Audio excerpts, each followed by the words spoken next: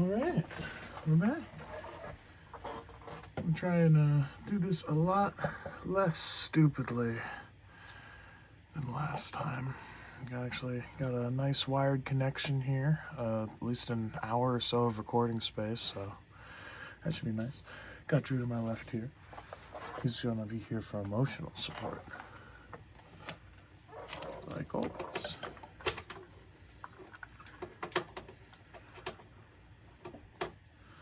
Alright, so I've apparently been running my Steam Deck hot, like at a 90% GPU capacity for, I think is a day or so. I don't know.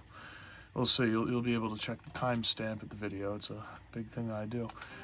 I'm trying to remember where I was. Oh, yes.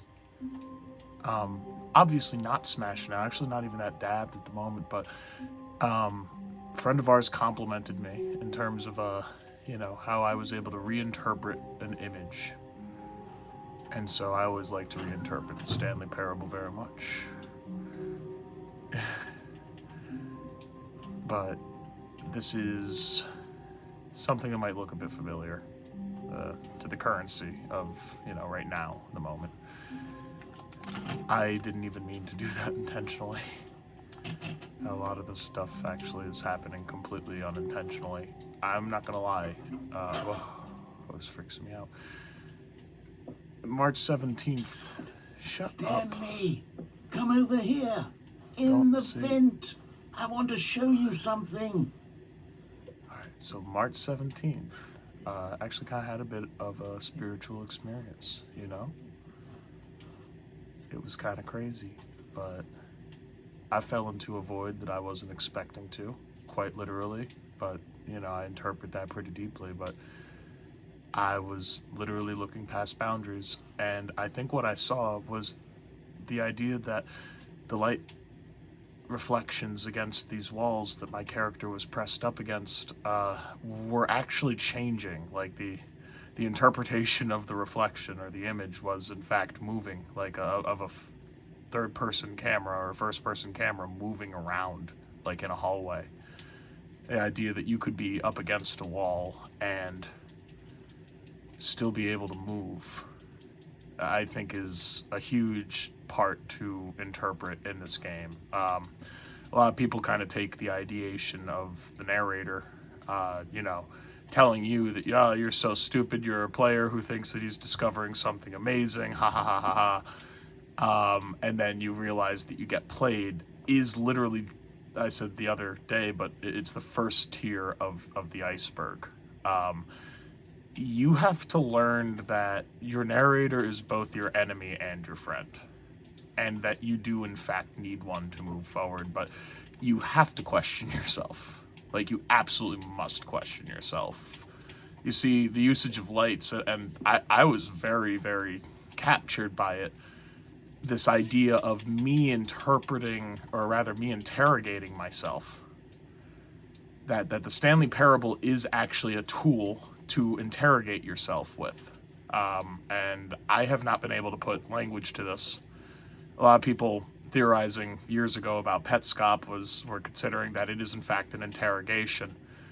At least in the, meta script of what's going on in Petscop as a video series. But I was investigating the idea that, Petscop was something that we use to interrogate ourselves with all the same as the Stanley Parable.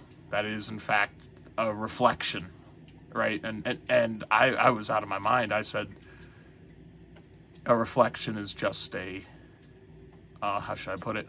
It's an imperfect reflection, I think is what I said when I saw the eye, whatever I was trying to get into. It was a little hairy. But, narrator tells me to go in there.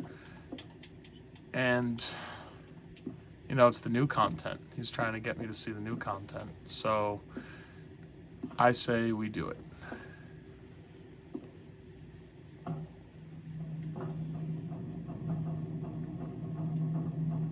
And we did, in fact, get our nut. So weird, I'm crouching, but it won't let me uncrouch here. That's gorgeous. Let's take a second with that. Alright. So, a lot of this, I realized, this interpretation of being able to use my camera here to capture exactly what is in front of me, but stuff that even I wouldn't be able to say. I love the graininess of this.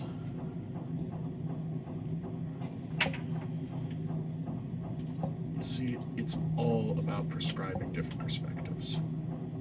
Things can change completely and dramatically. And even with the stupidest methods and tools, you know, it's all a part of the process. Thanks for coughing, Drew. I'm kidding. I'm gonna cough myself in a moment.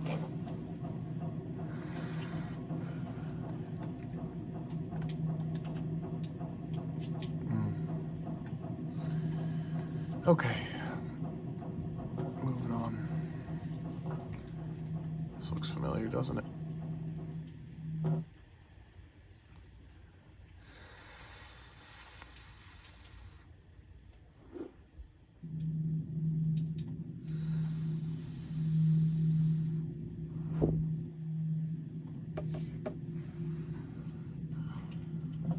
Okay, you remember how cheap and unsatisfying the new ultra deluxe content turned out to be? Well, it got me thinking about the past and how much better the Stanley Parable used to be. So I made something special and tucked it away here where the game's developers won't find it. Just our little secret. Take a look.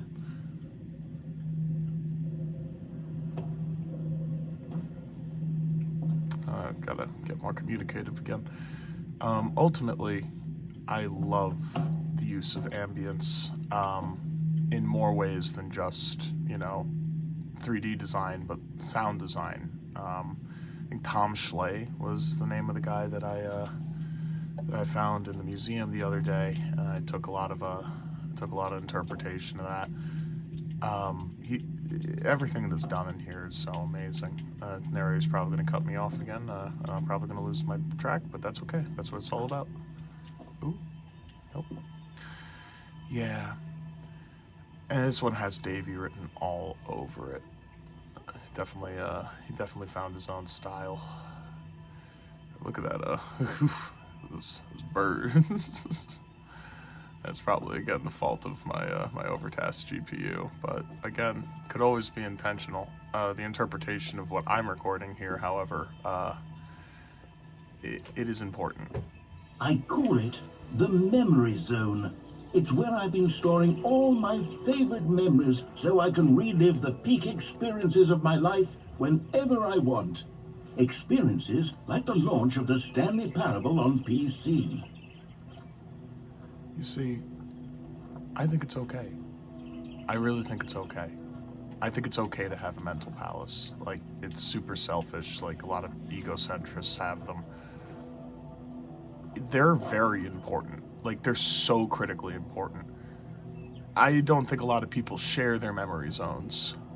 And I think that's like a really big step to, like, at least people like me trying to figure out what we're supposed to do with them all, you know?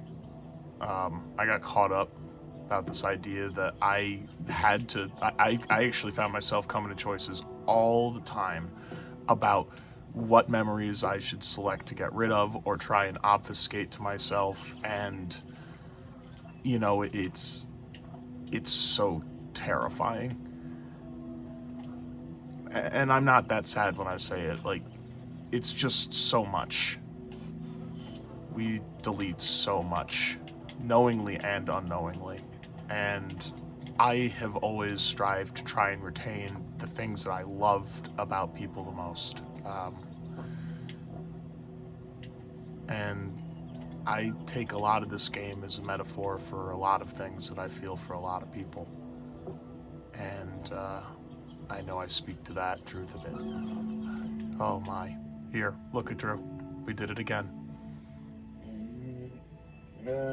Oh, why do you have to make so many weird noises? It's okay, it's a part of it. See, I get ashamed too. And shouldn't be ashamed of poor Drew. Okay, you remember how cheap and unsatisfying the new ultra deluxe content turned out to be? Well, it got me thinking about It's the amazing. past and